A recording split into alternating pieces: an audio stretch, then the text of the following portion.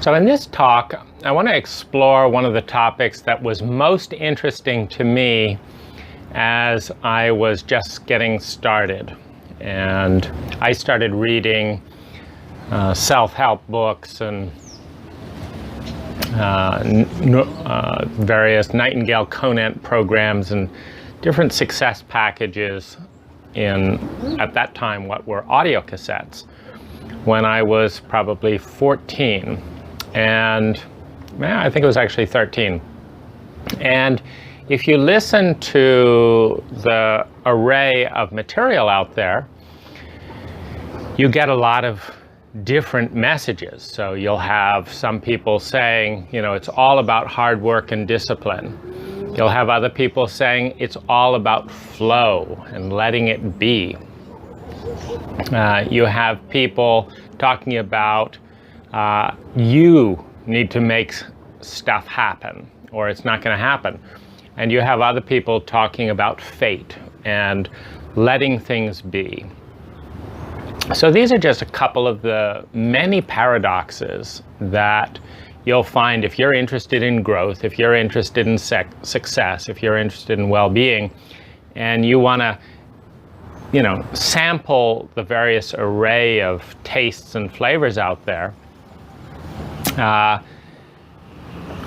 What you're going to find is that to a large extent, a certain amount of almost everything is going to work to a certain degree for some people in some situations. But what I've found is that these people who experience a certain amount of success turn around, and what they want to sell you on is the idea that this is the way, because all of us on some level are afraid of the unknown. We're afraid of uncertainty. And when we feel afraid of the unknown and afraid of uncertainty, or when things are too complex for us to understand, thus generating those fears of uncertainty and the unknown, most of us don't take action, including to buy a book. If a book were honestly titled,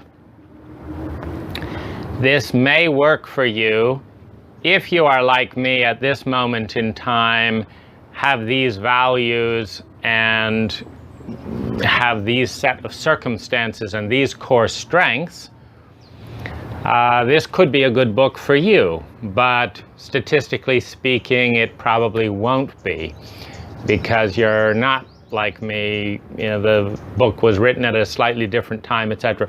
So if things were written fully honestly with the amount of uncertainty that is there in reality, then why would we buy them? Because we all hate to be disappointed, and we all like to succeed, we don't like to fail. So if someone can convince us effectively that their way is the way with enough certainty, we're much more likely to buy the book, etc. And so certainty sells, particularly when it's convincing certainty. And as a result, almost all of the self-help, motivational type of teaching is going to be presented more certainly than it actually is. Now the question is this a good or a bad thing? And just to back up for a little moment, you know, what's my view or perspective? Where is it coming from? So I've read probably around 1,000 books, so not too many, but not too few. About 500 of those have been in the, well, I'd say about 300 have been in business, about 300 have been in various forms of self-help, and maybe a couple of hundred in psychology, things like that. And I'm very interested in the brain. I'm interested in psychology. I'm interested in relationships and relationship dynamics. I find that I learn through teaching and writing, because the act of putting something that I'm mulling around into words makes it more clear to me. And this leads back to the kind of paradox of certainty. So on the one hand, almost everything is going to be more certain than it actually is in order to sell it, which means that you're going to get in and start doing the material, and it's going to be not quite as clear and working out the way the author or the speaker, etc., said a lot of the time. That's to be expected, and it's nothing to do with you, meaning it's certainly not your fault, which is another thing that you'll find that speakers and teachers often do to protect themselves from the reality of this chaos and damaging their reputation. Is this is a sure thing, i.e., if it didn't work, you must be doing it wrong, because it worked for this one person, it worked for that one person, it worked for me. It really ought to be working all the time, so you're probably doing it wrong. So this is a really important thing to analyze. But going back to that equation, is it good to overemphasize certainty? To a certain extent, when you're getting started out, it is. Why? Because if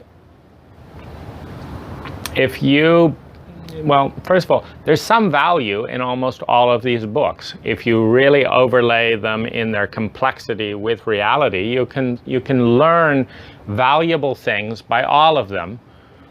Most of them, if they're sustainable, are not kind of get rich quick or succeed in a day type strategies, but there is nonetheless value in the span of a lifetime of knowing this or that idea. You've got to practice and get moving. If it takes being sold on something inaccurately to do that, then to some extent there is a win for you in that.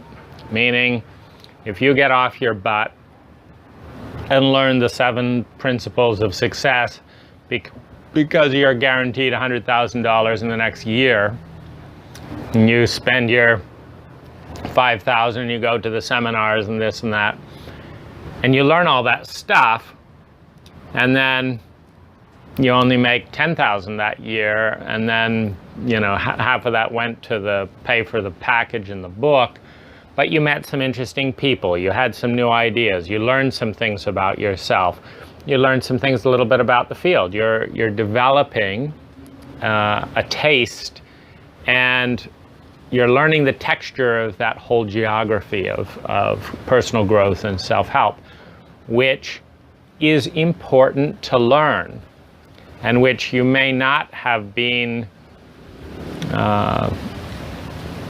proactive enough to learn without the get rich quick agenda. So it sells. It's not honest most of the time, but to some extent, if it gets you off your butt moving forward in some direction, it's good. And this is my second point, that there is value in any direction, and there is insight in all extremes. And so what you really want to do on some level is learn the extremes and everything in between. You want to experience those moments of sheer grace when from time to time things do magically happen for no apparent reason. And I'll give you a little secret about that. A lot of it has to do with environment. Here's what I mean. You're out in the middle of Utah, you're hitchhiking, you have $30, and you want to make, $10,000 in the next month, and you're waiting for a miracle. It doesn't happen out in the middle of Utah very often on a statistical basis. But you're in a Tony Robbins seminar with 2,500 pumped up adrenaline people, and you are excited, you're alive, you are attractive in your trust, in your belief. It's a beautiful energy. You've got possibility all around you. You're taking risks, other people are taking risks. It's experimental. You have a dream. You try some new attitudes, some new this, and there is a much higher statistical probability of something clicking, and maybe you meet just the right set of person, or you share your dream and your skills in front of the group, and because of the statistics of positive energy, because of the statistics of the environment of adrenaline, because of the uncertainty in the field that Tony creates, and because there's 2,500 people listening and watching, and because people like to feel included. If you're talking about your dream and someone raises their hand in the room and says, "I've got just the job for you," everyone's happy. And you're going to get validated. Both of you are. You're going to get validated in that environment because everyone wants to believe in that environment that miracles happen, that there's a reason.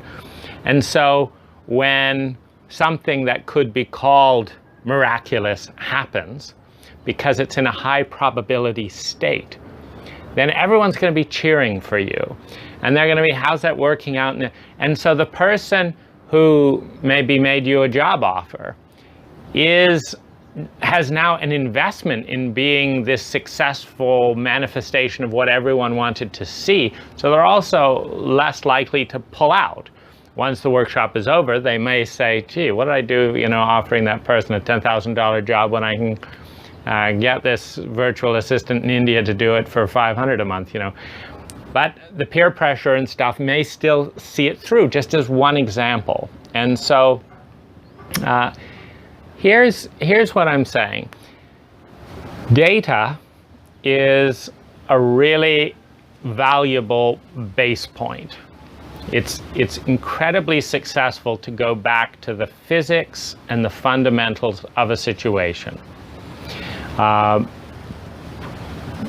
In relationships, for things to be successful and sustainable, both people need to get in their own minds usually the best thing they can imagine. In other words, if you're dating someone and they are bored and annoyed, and they know that they could easily have more fun with half the people they're running into, and you're excited and you like the relationship, because it's one-sided, unless you can change that fundamental around where that person changes either their perception or the reality in which you are the most wonderful way for them to spend that time, over time that relationship is not going to last. So those are kind of fundamentals. That's a bit of physics. In business, you've got to have more money coming in than going out. And in order to do that, you've got to have people appreciating and perceiving your values. Values are normally supported to a large extent by the culture, not always, but these are some of the, I guess, the fundamentals that you want to look at and you want to observe, not only in this environment, but in this and this and this environment, because one of my favorite hangouts before it burned down was Harbin Hot Springs in Northern California. In this environment, of relaxed people away from their cell phones, clothing optional, sunshine, beautiful gardens, luxurious hot tubs that kind of calmed us all down. And everyone who's going there is going to be curious, to be relaxed, some to connect.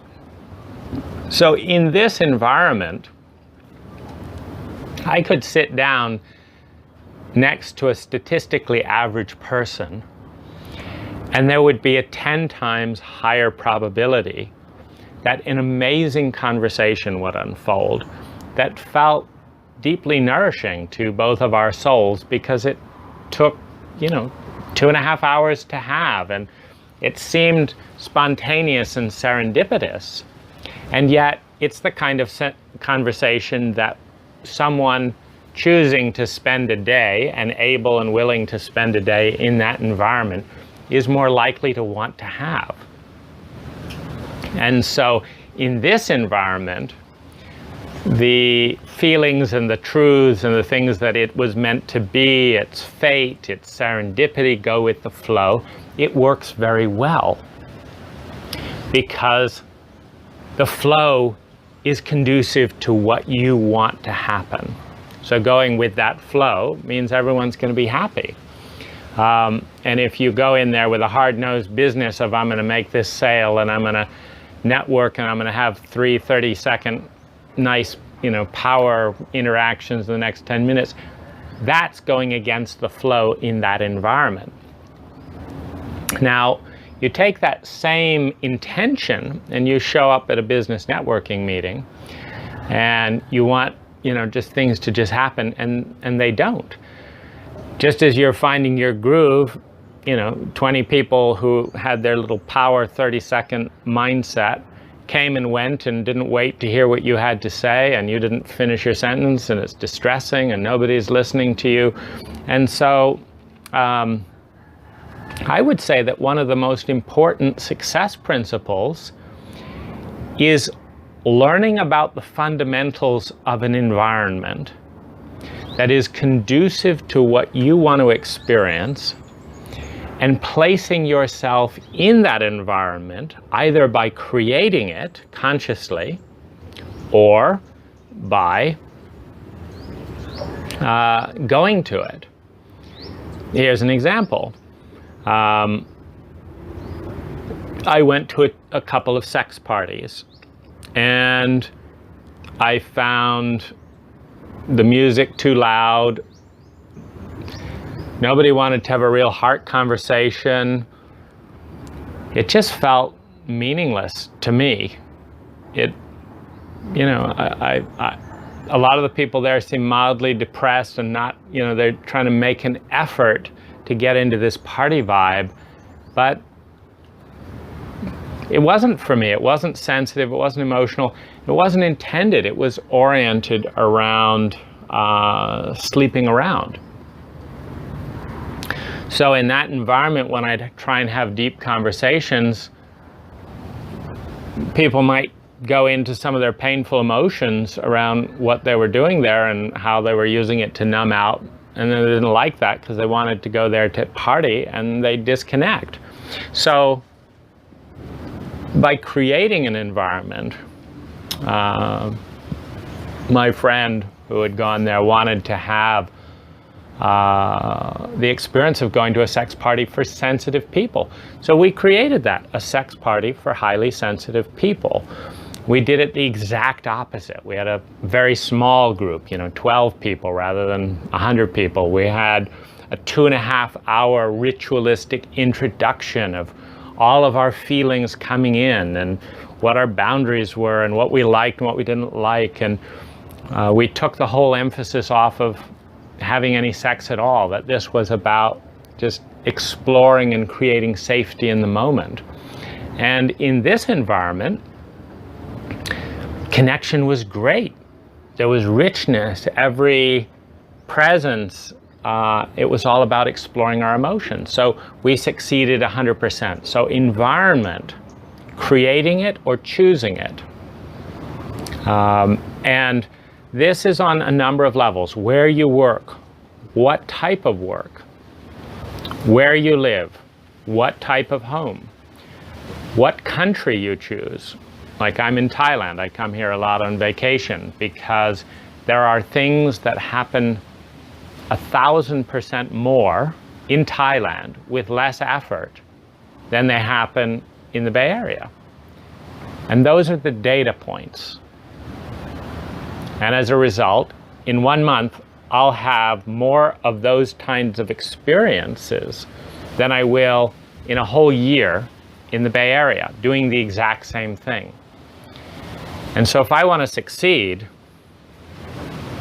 I can either work 10 times more in the Bay Area, or I can go to Thailand for a month and work 10 times less, but put the energy into the cost of the flight and taking time off work and that kind of stuff. So I go to Thailand for a month. That's my choice. There's other places that, have a different data set. So here's a really important thing to kind of look at in context. The environment determines the statistics. You determine which one of those statistics you are in a given environment. So for example, the San Francisco Bay Area, if I write an invitation to 100 people that's time intensive and short notice, I have to write to 200 people before one says yes. That's the data set. So one can say that 1 in 200 spontaneous, time-intensive events happen in at least my social group in the Bay Area. That's determined by the environment, how busy people are, how interested people are in long, interactions, how much people like planning versus being spontaneous. So these are cultural and environmental issues. I can go to Denmark and Copenhagen, and the odds are different. I can go to Italy. I can go to Thailand. I can go to Philippines. I can go to Brazil. In every environment, the exact same objective or activity has a different set of data. Sometimes 1,000% different, sometimes 10%, sometimes 50%. Now, if you want to succeed at something, you want to go to an environment that is rich in success on a statistical level for that thing. For example, you want to get really smart, you want to get rich. MIT, Harvard, these are environments where a lot of people in that, with the intention and the drive to go there, have those types of goals, and you can form those kind of, so that's an environment. If you want to be relaxed and healthy, there are places in the world where relaxed longevity is a specialty of that culture, where statistically speaking, if you live there and do what these people do, you are going to have a relaxed and long life. Now, in the short term, you can fight your environment. In the short term, you can be around 100 stressful people and stressed out people, and you can be the 1% anomaly who does yoga in every business break, who breathes, who tunes all that out, who actively listens. In the short term, you can be the anomaly. You can work hard at it, you can prepare for it, you can be disciplined, you can develop the strength, you can hold your center. In the long term, those odds are not good. The house always wins at a 99% bias against. And one of the reasons it wins is that your subconscious says, wait a minute, this is a terrible place for relaxation. Relaxation must not be that important to you, or you wouldn't be here, where 99% of the people are all stressed out by this environment and stressing each other out because emotion is contagious. And so if you want peace and relaxation, you're in the wrong place. You're not choosing to leave, therefore it can't be that important to you.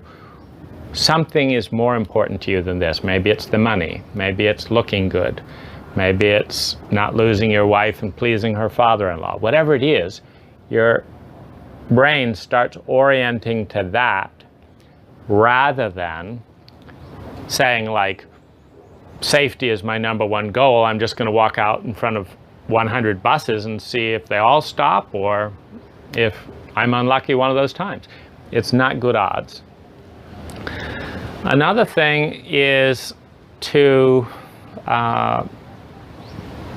look at things in a context and in an ecology. So it's just doing the math. If you are in, well, let's look at a couple of things. So if you are a young, attractive woman and you are approachable and you want to hold to a belief that life just happens, and young, attractive, feminine women are in short supply and they are medicinal for the stressed out, wealthy men around you, you can experience an intelligent level of serendipity and grace in that environment that is somewhat predictable, which is that, 5 out of, maybe 1 in 10 of those men around you are going to say something like this in their mind: I feel better around this woman. I'd like to have sex with her. She's not particularly demanding. It's great. She wants to believe the universe happens for a reason. That's fine. My calculation is it's going to cost $200 to $500 to help her along her way. I'm going to smile more. I'm going to relax more. I'm going to enjoy myself. That's better than therapy. So I'm going to buy into her paradigm of grace and, serendipity. I will be the serendipity. And so it'll work. Now you take the same woman at 78 years old, within the same biases, within the same culture, and you're a little bit more picky and you're less adventurous because of that older age, perhaps. And you're just kind of sitting there on the side of the road well, first of all, the man isn't going to stop statistically as much. But if he does, and he hears you're just waiting for the universe to give you a sign, he's going to say, okay, bye. So it's the fundamentals in the situation are not, they've changed because the sexual bias of attraction, which is a powerful force, is no longer present as much for many men in this culture at 68 years old for a woman relative to 21. Secondly, the naivete is not quite as attractive, and it's not often as genuine. So the naivete of I'm just waiting for the universe to do whatever, oh, you're 21 years old, you'll figure that out in 5 years, that it doesn't all work that way. But to a 68-year-old woman, that naivete is like, are you putting on an act? Or, you've waited 68 years for the universe to make miracles happen, have they? Are you in a miraculous state? Well, no, I'm just waiting. So it's not as convincing. And I think we also have more impatience with pain. And so if someone is insisting on a delusional state that is causing them pain, i.e. they could have been making their dreams happen, but they're in a waiting for miracles state for 68 years, And there's a certain impatience. It's like, come on, you know, you're almost dead. You know, do something yourself, get a new thinking, because you've had to ignore a lot of data to think that's the best strategy for well-being, is to just wait around for miracles if they haven't shown up in 68 years. I mean, let's be honest with the data. So these are some of the things that I pieced together in this terrain. And I'll probably do another video on this because it's an interesting topic. So see you on the next video.